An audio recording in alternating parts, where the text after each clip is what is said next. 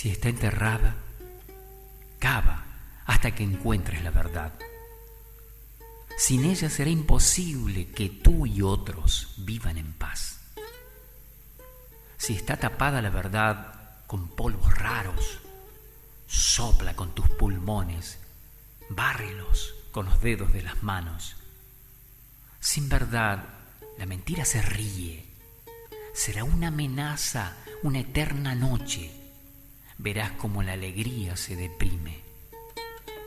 Si la antorcha de la verdad se apagó, enciende la mecha de nuevo.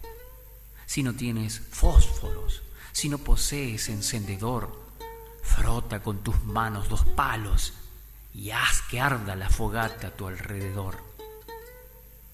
Los constructores de paz no callan la verdad ni la oscurecen. Los que salpican con barro son enemigos de la vida, ellos son los que la hieren. La verdad nació para flotar como el camalote en el río.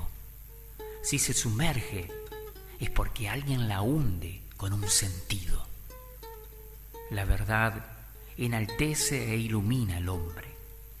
La duda y la mentira lo condena a vivir sin horizonte. La mentira es como un fuego no consumido. Avanza devorando lo pálido, lo dubitativo. Y cuando tome fuerza, será un gigante descontrolado que aniquilará hasta los más bellos jardines floridos. Tan descontrolado que no dudará un instante en apagar la llama tenue de un niño. Miguel Fáez.